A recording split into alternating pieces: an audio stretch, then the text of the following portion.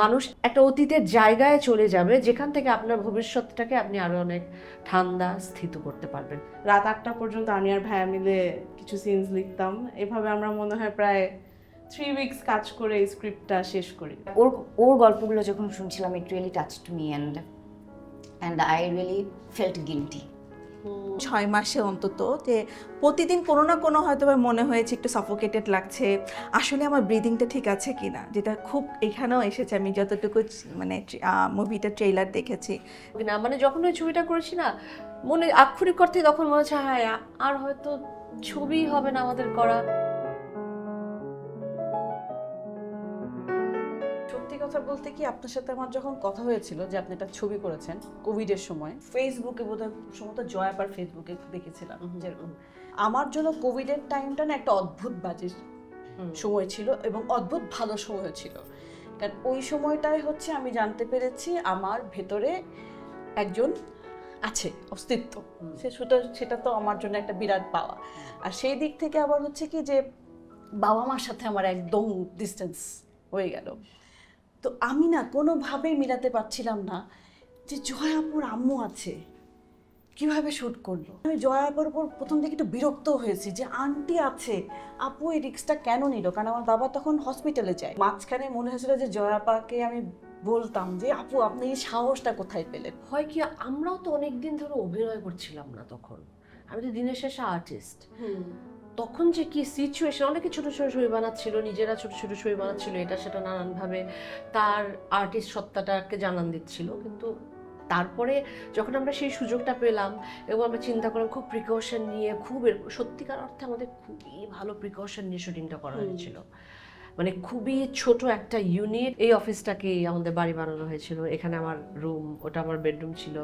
তখন যেটা করেছিলাম, মাঠ থেকে বেশখানে অনেকটা দূরে আমি ডিস্টেন্টে থাকতাম, মানে যেতাম না বাসায় না থেকে আমরা কাজটা করেছি আর কি।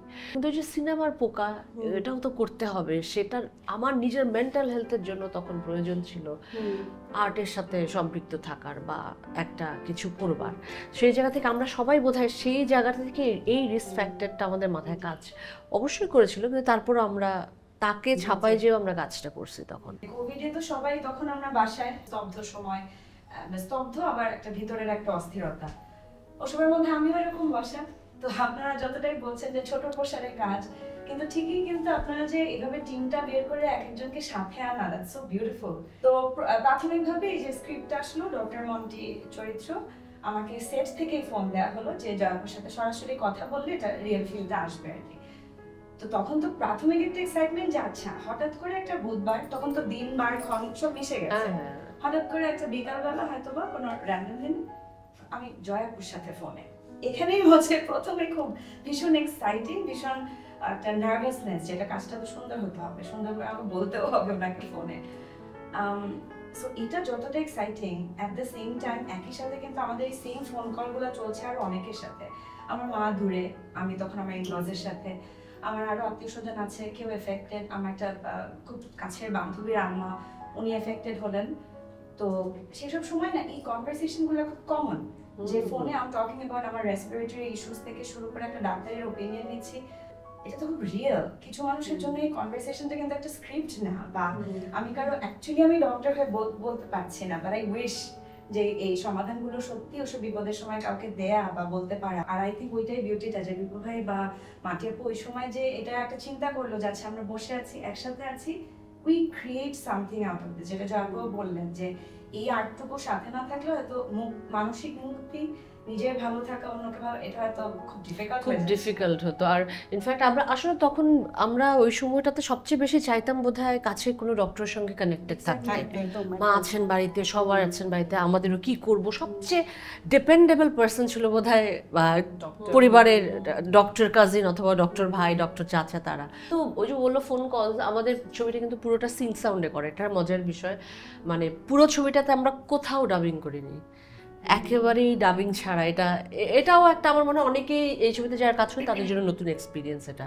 সো ফর মি যেটা হয়েছিল যে I was working at Apple box and আমি AD/রাইটার হিসেবে কাজ করতাম। অনেস্টলি আমি নিজেও ফিল করতাম না যে I was a writer. So I joined here as an AD, assistant director. But ভাইয়ার কাছে ফর সাম রিজন মনে হয়েছে যে দেয়ার মাইট বি সামথিং, এটা এক্সপ্লোর করা উচিত আমার বিং আ রাইটার অথবা লেখা কিছু। সো কোভিডের সময় যেটা হলো যে অ্যাডভার্টাইজমেন্ট তো হচ্ছিল না, দেন আমরা ভাইয়ের কাছে এই আইডিয়াটা আসলো যে এরকম একটা থিয়েটার থেকে ইন্সপায়ার্ড বাট এরকম একটা ছোট একটা রুমের মধ্যে বা একটা ছোট স্পেসে একটা ড্রামা, জয়া আপুকে ভাবতেছিলেন তখন। সো ওই ওয়ান লাইনের থেকেই আমরা স্টার্ট করছিলাম টু রাইট। রাত 8টা পর্যন্ত আমি আর ভাইয়া মিলে কিছু সিনস লিখতাম।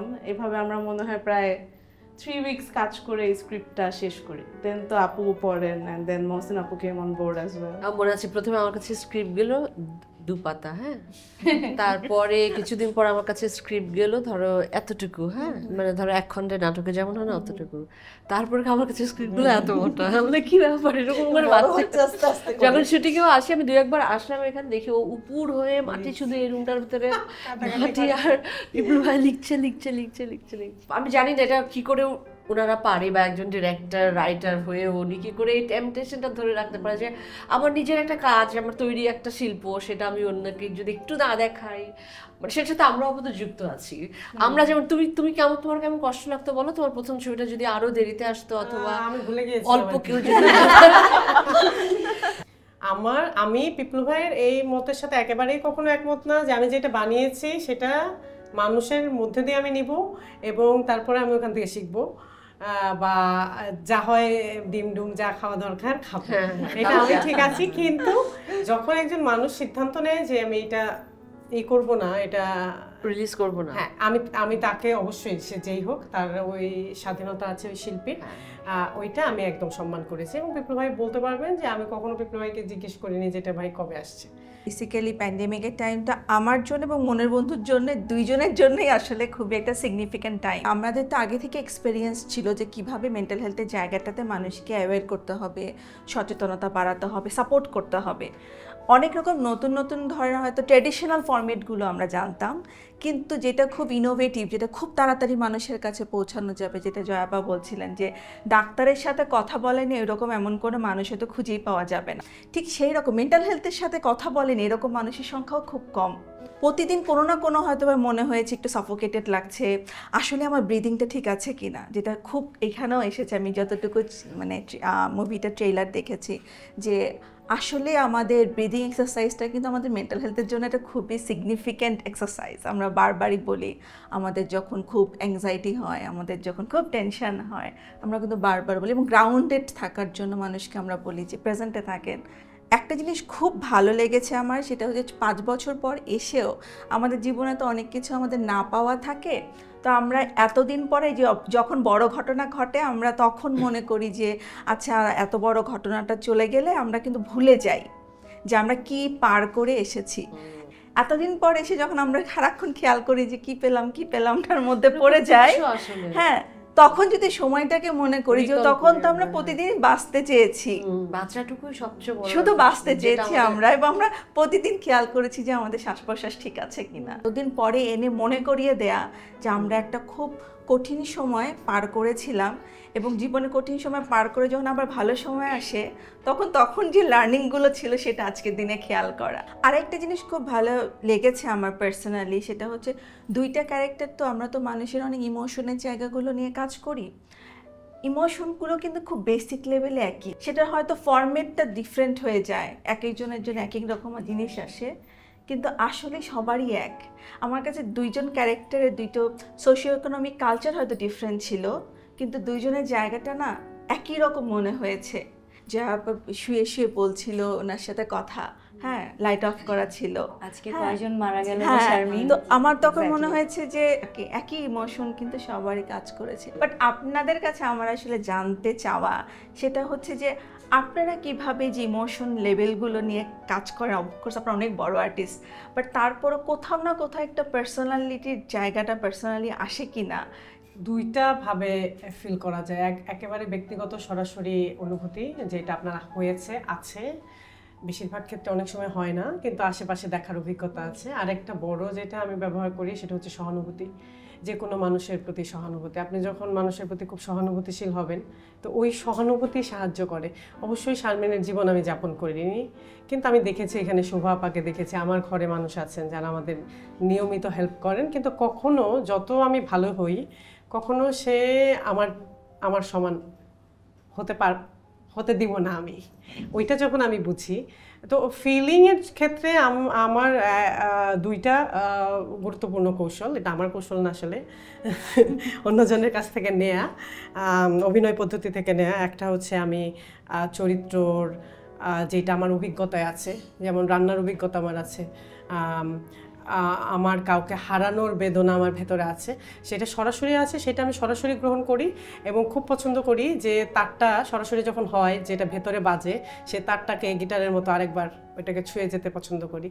আর যদি এটা আমার না হয়, যেমন আমি কাউকে খুন করিনি, আমি বিয়ে করিনি, আমার তানজু বলে আমার জীবনে কোনো ঘটনা নাই বা আমার সন্তান নাই, কিন্তু ওই মার প্রতি আমার সহানুভূতি আছে, ওই মাতৃত্ব কোথাও আমার হৃদয়ে আছে বা আমার শরীরে আছে। ওই দুইটা কৌশল কাজ করে আমার জন্য। এমপ্যাথি ব্যাপারটা অনেক বেশি ইম্পর্টেন্ট, যেটাও বললো সহমর্মিতা।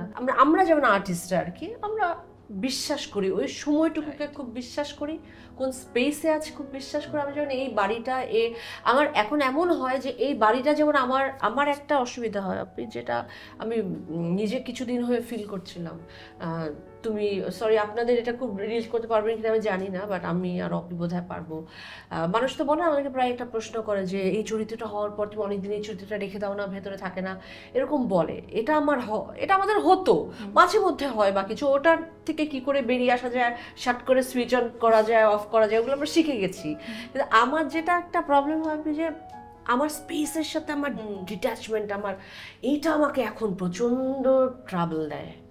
জিনিসটা প্রবলেম না, জিনিসটা মোর লাইক বিলঙ্গিংনেস। মানে আপনার বিলঙ্গিংনেস অনেক হাই, হয়তো আগে আপনি এই জায়গাটাতে এত ফোকাস করতেন না, আগেও হয়তোই ছিলই, হয়তো হঠাৎ করে এখন হচ্ছে বিলঙ্গিংনেস ওখান জায়গাটা সামনে চলে আসছে, সে কারণে হয়তো মানে ইটস নট আ প্রবলেম আর কি, ইটস নট আ প্রবলেম, কিন্তু এত প্রবলেমও থাকা উচিত না। জানালার পর্দার জন্য মায়া লাগছে, মায়া পুরনো কাপড় ফেলতে পারি না, আরে এটা মার, এটা দিয়ে আমি কাঁথা বানিয়ে ফেলি, মানে এটা কেমন একটা হচ্ছে, আমি কিপার নাকি, এর জন্য এটা আরো বেশি বেশি হচ্ছে।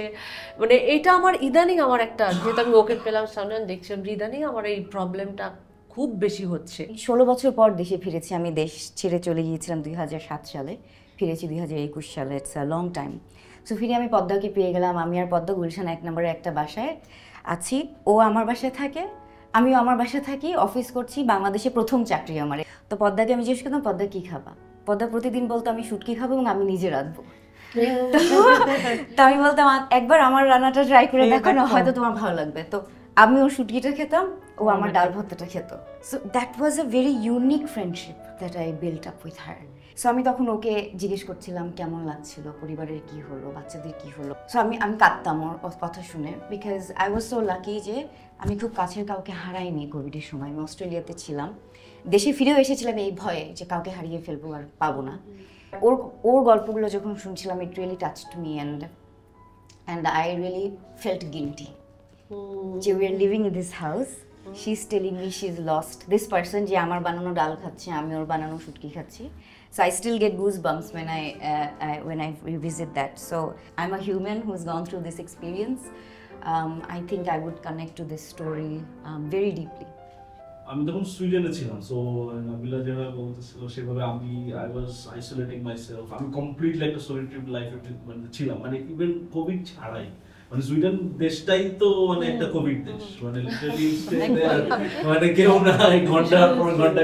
So I used to it and I enjoy this, I really enjoy solitary. So then people বললো যে এটা আছে, বাট পিপল তখন স্ক্রিপ্টটা হয় না, তখন জাস্ট মানে ideas. But what was very intriguing for me, he was trying to capture feelings, which is very rare, because how can you capture something that's extremely intangible? So oikham theke that was my hook, like okay, I'm sold, it doesn't matter, we'll figure it out. এই যে যেটা বলছিল যে সবকিছু তো আমি experience করি না, পাশের জন্য এক্সপিরিয়েন্স করে, আমি সহানুভূতির জায়গা থেকে সেটা দেখি, কিন্তু এই কোভিডটা আমরা সবাই এক্সপিরিয়েন্স করছি, এই সময়টার ভেতর দিয়ে আমরা সবাই গেছি। তো ওখানে ও হয়তো একজন আরেকটা চরিত্র অভিনয় করেছে, আমি হয়তো আরেকটা চরিত্র অভিনয় করেছি, কিন্তু এই এক্সপিরিয়েন্সটা কিন্তু একেবারে সত্য। সময়টা ওই সময়টা চলছে, জায়গাটা বাড়িটা যেমন ভাবে তৈরি করা এত বিশ্বাসযোগ্য ছিল, তো সে আমাদের জন্য অনেক ইজি ছিল যে এটাকে অনেকখানি এগিয়ে নিয়ে যাওয়া। লট অফ টাইম সিনেমাটোগ্রাফি তখনই ক্যাপদারি বেশি করে বা ক্যারিকাচার বেশি করে যখন তোমার ভিতরে রসদটা একটু যখন কম থাকে, মশলা যখন কম থাকে, then you try, you do lot of stuff, মানে ভুলায় রাখতে হবে। We were running out, I was running out of angles. এরপরে কি এই 4টা 6:30, but as the day was progressing I think my camera was becoming more and more silent because I didn't need it to anything. My job was really easy, like honestly very easy. Like when you have good performances, then you just capture the performance, then let them give and they will figure it out. So আমার জন্য জবটা easy করার জন্য অনেক। আমারও মনে আছে যখন আমি শুট করলাম, আমি ওখানে আমরা বসে ফার্স্ট শট দিচ্ছিলাম, আমি ক্যামেরা খুঁজছিলাম কোথায় ক্যামেরা, এত ছোট জায়গা আমি ক্যামেরা বুঝতে পারছিলাম, দেখি ওই দিক দিয়ে কাউকে ডিস্টার্ব না করে একেবারে এমন নিভৃতেও কোথা দিয়ে ক্যামেরাটা তাক করে বসে আছে। জিওগ্রাফিক চ্যানেলে দেখি না বাকি ছবি তোলার সময় যেমন করে, আমি চিন্তা করিনি এখানে লেন্স কত বড়, কিভাবে আমাকে দেখা যাচ্ছে, কিভাবে দেখা যাবে, এটা কোথায় আছে। আমি বরং চিন্তা করেছি যে এই চরিত্রটা ওর আকাঙ্ক্ষা কি, এবং আমি তার আগে চিন্তা করেছি যে এইটা 700 মানুষের সামনে না, এটা 200 মানুষের সামনে না, এটা অন্য কোনো নাটক না যেটা আমাকে ওই কোণা পর্যন্ত শোনাতে হবে, আমার সামনে এইখানে হয়তো কখনো কারো মুখের ভেতর, গামছার ভেতর একটা ছিল, ওই রকম জায়গায় ক্যামেরা থাকবে। হ্যাঁ, প্রবলেম হচ্ছে আমার যে প্রস্তুতি সবসময় থিয়েটারের জন্য, এটা সবসময় উৎসর্গিত। এখন এইখানে এসে আমি দেখবেন সবসময় বড় লাউড, সেটাই ঢাকা শহরও করেছে আমাকে, এটা আমি ব্যক্তিগতভাবে জন্ম থেকে এরকম ছিলাম না, আমি খুব নরম, খুব মাটির কাছের মানুষ, কিন্তু এটা ঢাকা শহর আমার করেছে, থিয়েটার আরও বেশি করেছে। নারী হওয়ার কারণে আরো বেশি হয়েছে, শুনতে খারাপ লাগবে, কিন্তু আপনি যতক্ষণ জোরে না বলবেন ততক্ষণ ওই ছেলেটা শুনবে না, ওই মেয়েটাও শুনবে না, যার মাথায় ভাইদের কথা শুনে অভ্যাস। তো আমাকে বলতে হয়েছে। তো এইখানে কিন্তু অভিনয়ের কথা যদি বলি, পার্থক্য কি, আমি জানি যে আমার মাধ্যমটা সরাসরি না, এখন আমার মাধ্যমটা এখানে, এবং একেবারে আমি বলবো স্থানীয় আমাকে হেল্প করে যে তোমার মনোযোগ, তোমার বৃত্তটা কত ছোট মনোযোগের, কোথায় তোমার মনোযোগ কতটুকু, তুমি সচেতনভাবে ভুলে যেতে পারো কি না যে তোমার সামনে ক্যামেরা আছে, এবং তোমার কো-অ্যাক্টরের সাথে কমিউনিকেশন তৈরি করতে পারো কিনা, তোমার যে প্রপস আছে সেটার সাথে কমিউনিকেশন করতে পারো কিনা। আমার সবচেয়ে বড় আগ্রহ এখন থিয়েটারে বলেন, যে কোনো জায়গায় বলেন, অভিনয় এই অর্থে এটা ট্রুথ অ্যান্ড বিলিভ শুধু তৈরি করা না। আমি মনে করি যে আমি ওইটা কাছাকাছি গিয়েছি, ট্রুথ অ্যান্ড বিলিভ অনেকদিন ধরে পড়ছি, এটা তো বলতে পারি যে ওইটা আমি অর্জন করেছি। আমার সবচেয়ে বড় আকাঙ্ক্ষা এখন কমিউনিকেশন তৈরি করা অডিয়েন্সের সাথে, সেটা সরাসরি হোক, ফিল্মে হোক, যে কোনো জায়গায় আমি যা বলতে চাই এই মানুষটার মধ্যে দিয়ে বা যাদের সাথে করছি তাদের মধ্যে দিয়ে, সেই লক্ষ্যে আমি পৌঁছাচ্ছি কিনা। তানজু যেখানে বলি ট্রেলারে এসছে, ওটা তো একটা ডাক। এবং এই সিনটা যেদিন প্রথম আমরা করতে চেয়েছিলাম, পিপলু ভাইয়ের কথা বলতে গিয়ে, মানে পিপলু ভাইকে আমি কিভাবে চিনেছি, প্রথম দিন তো চিনিনি, আমি ভয়ে থাকতাম। ভয়ে মানে এই অর্থে মারার ভয় না, অন্য ভয় না, যে আর্টিস্টিক ভয়, এই অর্থে যে পিপলু ভাই কতটুকু অ্যাকসেপ্ট করবেন আমি যদি কিছু একটা এক্সট্রা করে ফেলি, একটা ইম্প্রোভাইজেশন করে ফেলি, তা আমার তো হাত পা খোলা। তো আমি এটা ভয়ে থাকতাম, কিন্তু এমন ঘটনা ঘটেছে যখন আমি বুঝেছি পিপলু ভাই এটা চাচ্ছেন, এটা সময় লেগেছে, এটা প্রথম দিন হয়নি। একটা ওই ঘটনাটা বলে, আমি যেদিন এই চরিত্রটা এই সিনটা করবো, যেখানে ও তানজু শব্দটা শুধু বলবো, একটা শব্দ, ওই দিন আমার এসে জয়ের সবকিছু নিয়ে তৈরি ছিল একদম। এবং আমি ওইরকম মানুষ না, মানুষের পরিশ্রমকে, মানে আমার একটা লজ্জার বিষয় যে আমি মানুষ যখন পরিশ্রম করছে আমি বসে আছি বা আমি ওটাকে সম্মান করছি না, এটা আমার জন্য একদম, আমি ভেতরে একদম হয়ে যাই, কুকড়ে যাই। তো ওরা রেডি, কিন্তু আমার মনে হচ্ছে যে এটা থিয়েটারে কোনোদিন করার সুযোগ নাই, বলার সুযোগ নাই, কিন্তু এখানে সুযোগটা ছিল। আমার মনে হচ্ছে যে আমি এই সিনটা এখন একেবারে রেডি না এই সিনটার জন্য। এবং আমি যদি একটু কয়েকবার করলে হয়তো এটা ঠিক হবে, এরকম না যে আমি এটা বন্ধ করে দেব। আমি পিপলু ভাইকে বললাম, পিপলু ভাই সত্যি বলতে আমার মনে হচ্ছে না এই মুহূর্তে আমি এই সিনটার জন্য রেডি, কিন্তু একটু সময় লাগতে পারে। পিপলু ভাই বললেন করো না, এখন আজকে হবে না এই সিন। আমি বলছি না না না না আমি করতে পারবো, জাস্ট একটু হয়তো 2-3 বার করতে হবে। তারপরে তো ওই সিনটা করার চাপ আমি কখনো বলিনি যে কি পরিমাণ আমার ঘাড়ে চেপেছিল, কারণ ওরা লাইট টাইট সব করে ফেলেছিল এবং ওদের এটা খুলতে হয়েছে। এবং অবশ্যই যারা করে কাজ তাদের তো মনে হয়েছে কি হয়ে যেত হয়তো এখন একটা সিন। পরে যখন আমরা করলাম একইভাবে আবার ওই যে জোয়ারটা এসেছিল ভেতরে, ওইটা বের হয়ে যেতে যে সময়টা লেগেছে, এবং পিপলু ভাই ওই সময় ছিল, ওরা ছিলেন, ধরতে হয়েছে। আমার জন্য সবচেয়ে কঠিন ছিল, আমি তো করতাম ইমপ্রোভাইজেশন করেই যাচ্ছি, কথা বলেই যাচ্ছি, ফোনে কিছু কথা ছিল, আমার ধারণাই থাকতো না যে পরে আবার করতে হবে আরেক অ্যাঙ্গেলে। এইবার তো বলে রচনা তো একটা করে রচনা করে ফেলেছি, গরু রচনা বানানো শেষ, এখন গরু রচনা যখন আবার করে বসে ভাই রে ভাই, আমি নিজেকে বলতাম এরপরে ইমপ্রোভাইজ করার সময় মনে রেখো, ভদ্রমহিলা যে মনে রেখো যে এত না, এটা না এটা না কোনটা। আর ওই সময়টা আমার মনে হয় পিপলু ভাই আমরা সবাই এত ফুল ব্যাগস অফ ইমোশনাল ছিলাম আমরা সবাই, মানুষ হিসেবে সবাই একটু টোকা দিলেই হয় না যে অনেক কিছু ঘটে যেত। সবাই আমরা ইমোশনালি ফ্রেজাইল ছিলাম তখন সেই সময়টায়। কেউ জানি না আসলে এই সিচুয়েশন প্যান্ডামিকের পরে কি হবে, বেঁচে থাকবো কি, এটাই আমার শেষ ছবি কি, এটার পরে করতে পারবো কিনা। মানে যখন ওই ছবিটা করেছি না, মনে আক্ষরিক অর্থে তখন মনে হচ্ছে হ্যাঁ আর হয়তো ছবি হবে না আমাদের করা।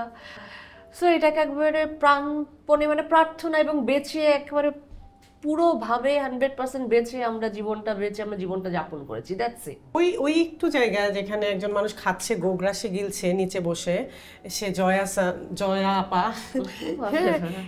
একজন মানুষ, কিন্তু তার যে এই মানুষ তো মানুষই, হ্যাঁ, তো যখন সে আড়ালে চলে যাচ্ছে সে তো মানুষ, এবং এই যে এক ঝলক আরেকজন এসে দেখে সরে যাচ্ছে যে তার ওই স্পেসটা দরকার, এবং এতেই শান্তি যে আপা খাচ্ছে। এই ঘটনাগুলো লেখক কিরকম, পরিচালক কিরকম, ওইটা কি পুরো জিনিসটা কিভাবে দেখতে চায়, ওই ছোট্ট ছোট্ট ঘটনায় আসলে বোঝা যায় যে এখানে বড় কোনো ড্রামা নাই, বড় কোনো নাই যে একবার আমি খুশি হয়েছি হাততালি দিচ্ছি আপা আপনি খাচ্ছেন, খুব সূক্ষ্ম, ওইটা ইন্টারেস্টিং। মানুষ অনেক রকম শেডের ইমোশন কাজ করে, মানুষ যখন কথা বলে, মানুষ যখন কথাও বলে না। there are many times মানুষ আমাদের কাউন্সিলিং এর জন্য আসে, তারা আসলে কিছু বলে না, যে জাস্ট মানে চুপচাপ থাকে। হ্যাঁ, জাস্ট চুপচাপ থাকে। তখন আমরা হয়তো তাদের এই নন ভার্বাল কমিউনিকেশনগুলো দেখে তখন তাদেরকে আমরা কমফোর্ট দেওয়ার চেষ্টা করি বা সেফ স্পেসটা ক্রিয়েট করার চেষ্টা করি। সো ওইটাও তো একটা আসলে এখানটা আমার কাছে মনে হয়েছে খুবই সিগনিফিক্যান্ট ব্যাপার। আমার খুব পার্সোনাল এই জায়গাটা ভালো লেগেছে যে সবসময় যে আমার অনেক কিছু বলতেই হবে নট নেসেসারি করেছে, দেখানো, রান্না করলাম সে খাচ্ছে সেটাও কিন্তু অনেক মানে তার জন্য অনেক ফুলফিলিং, যে আমি তখন নিজেকে খুব কমপ্লিট লাগে, আচ্ছা আমি একজনের জন্য একটা এফোর্ট দিয়েছি, আর একটা মানুষ আমাকে হয়তো ডিরেক্ট বলছে না, কিন্তু I can see the result যে হচ্ছে আলটিমেটলি। হ্যাঁ, জয়া আর শারমিন আমার কাছে খুবই ব্যক্তিগত, মানে প্রচন্ড অন্ধকার একটা সময় আসলে আপনার ডাকটা আমার কাছে আসে, এবং ডক্টর মন্টি হিসাবেও আমার কাছে আমি সেটে নাই, আমি আপনাদের সাথে নাই, আমি এন্টায়ারলি ঢুকতে পারছি না। আমার কিন্তু এই বাসাতেই আমি রুমের ভিতরে আমার শ্বশুর ওদিকে অনেক জোরে কথা বলছেন, আমি আবার দরজা খুলে সবাইকে বলতেছি না চুপ, এখন আমার টেক চলছে, তো ওগুলার ভিতর দিয়ে আবার আমারও একটা বেড়ে আসে। সো জয়া আর শারমিন সেভিয়ার একরকম, basically একটা reminder of who I was back 5 years back and who all of us were, and I think আমাদের সবার কাস্ট অ্যান্ড ক্রু এর জন্য এটা জয়ের ভাইও বলতেছিল, এটা একটা reminder who we were back, we were all paranoid, আমাদের একটা রেসলেসনেস কাজ করতেছিল, ওটা ভুলে গেছি। সো এই সিনেমাটা দেখলে ইন আ ওয়ে ওই রেসলেসনেসটা মনে হবে, অ্যান্ড মনে হবে যে 5 বছর পর আমরা এখন কোন জায়গায় আছি ইন লাইফ। আমার কাছে মনে হয়েছে যে জয়া শারমিন খুবই ব্যক্তিগত একটা গল্প, এটা আমার ব্যক্তিগত একটা গল্প। তো আমার মনে হয় যে যারা 16 তারিখে যাবেন এবং সিনেমাটা দেখবেন, আপনাদের সবার কাছে মনে হবে এটা আপনার ব্যক্তিগত গল্প। তো সেই সুযোগটা দেওয়ার জন্য অন্তত 16 তারিখে যাওয়া উচিত। আমাদের ছিল এতদিন, এই ছবিটা ভীষণ পার্সোনাল ছিল, আমাদের টিমের ছিল, আমরা এখন সবার করে দিচ্ছি। মানুষ একটা অন্যরকম একটা একটা অতীতের জায়গায় চলে যাবে, যেখান থেকে আপনার ভবিষ্যৎটাকে আপনি আরো অনেক ঠান্ডা স্থিত করতে পারবেন। এবং এখানে আমি একজন প্রডিউসারও, এবং আমরা লঞ্চ করতে যাচ্ছি মঞ্চের অসম্ভব গুণী অভিনেতা মহসিন আক্তারকে। এই দুইটা চরিত্র যে যুক্তি আমরা তৈরি করি, সেই যুক্তি ভেঙে নিজেদের চিনে শেষ পর্যন্ত পুরো সিনেমার জার্নিতে। আমি আরেকবার আমাকে চিনতে চাই, যা আমি অতীতে ফেলে এসেছি, এবং তার মধ্যে যে 5 বছর চলে গিয়েছে। এখন আমার সবচেয়ে বড় লক্ষ্য 16 তারিখ একসাথে এই সিনেমাটা দেখা। আমার খুব প্রিয় একজন ডিরেক্টর আছেন, যার সাথে আমি বিজ্ঞাপনে কাজ করেছি, কিন্তু আমার কখনোই মনে হয়নি আমি বিজ্ঞাপনে কাজ করেছি। আমার কাছে মনে হচ্ছে আমি একটা সিকোয়েন্স অভিনয় করেছি, মানে পুরো টানা করেছে এখানে এই সিন, বা আচ্ছা এখানে আপনার অসুবিধা হচ্ছে না, ক্যামেরা সরাও। সো পিপলু ভাই একটা, আর জয়াপার কথা তো বলার কিছুই নাই, এটা সবাই জানে। আমি জয়াপার কি বলবো, অন্ধভক্ত, বোবা, কানা যা আছে সব ভক্ত আর কি। আর আরেকটা হচ্ছে আমি মহসিনাকে প্রতিবার, আমি জানি না ওর মনে আছে কিনা, প্রতিবার ওর একটা করে থিয়েটারের পারফরমেন্স দেখি, তারপর আমি তুমি মরে যাও, তোমার আর কিছু করা লাগবে না। আবার আরেকটা দেখি, তারপর আমি তুমি মরে যাও, এরকম করে যে আমি ওর কতবার বলেছি। তো ওকে প্রথমবার হচ্ছে আমি দেখতে চাই, তো এটা আমার একদম পার্সোনাল জায়গা থেকে, এবং বায়াস যদি বলি ভালোবাসার। আমি দোয়া করে আপা এবারও বলবো কান মরে যাই। তো আমার কাছে মনে হচ্ছে জয়া শারমিন এবং তার এই মায়াটা দেখার জন্যই আমি আসলে 16 তারিখে যেতে চাই। মানে জয়া ও শারমিন আমার কাছে এটা একটা ইমোশনাল জার্নি। আমরা যারা কোভিড পার করে এখন এসেছি, যারা কাউকে হারিয়েছি, যারা কাউকে হারিয়েনি, যেখানেই আছি না কেন, আমরা কেউ না কেউ একটা হয়তো হিলিং প্রসেসে আছি, কেউ না কেউ গ্রিফের মধ্যে আছে, কারো কারো গ্রিফ অনেক লং টার্ম থাকে। অনেক সময় ট্রু ইনসিডেন্ট দেখাটাও এবং সময়টাকে ফেরত যাওয়াটা, আমরা যখন টাইম মেশিনে ফেরত যেতে চাই, তো আমরা অনেক কিছু ঠিক করতে চাই এই সময়গুলোতে। সো এটা একটা টাইম মেশিনের মতো হবে যে আমরা ফেরত যাব, এবং তখন আমরা কী কী করতে পারিনি, কী কী করতে চেয়েছি, সেই জায়গাগুলো হয়তো আমাদের একটা রিয়েলাইজেশন হবে, এবং আমাদের গ্রিফ প্রসেসটা আরও বেশি হয়তো হিলড হবে। যখন শুটিংটা চলছিল, মানে তখন চারদিকে মৃত্যুপুরী হয়ে আছে পুরো দেশটা, পৃথিবীটা, তার ভেতরে গাছটাকে চোখের সামনে মরে যেতে দেখছি। এই গাছের উপরে অসংখ্য চড়ুই পাখি লাইন ধরে এসে বসতো। একটা গাছ মরে যাওয়া মানে শুধু গাছটা মরে যাওয়া না, সেখানে কত প্রাণীর বসত, কত পোকামাকড়ের জীবন। এর জন্য প্ল্যান ছিল যে ওখানে একটা বেল গাছ লাগিয়ে দিব, তো দেখি যে ওখানে সজনে গাছ চলে এসছে। পাতা কেন আসে না, তানজুমিয়া আমার সাথে থাকে না, আমার সাথে, আমার সাথে থাকে না। তানজুমিয়া কাল্লুমিয়া মায়ের চোখের মনে, বেল গাছে পাতা কেন, পাতা কেন আসে না, আইলেও আইতে পারে, আইলেও আইতে পারে, এই ভরসা দেখি। তানজুমিয়া কাল্লুমিয়া মায়ের চোখের মনে, বেল গাছে পাতা কেন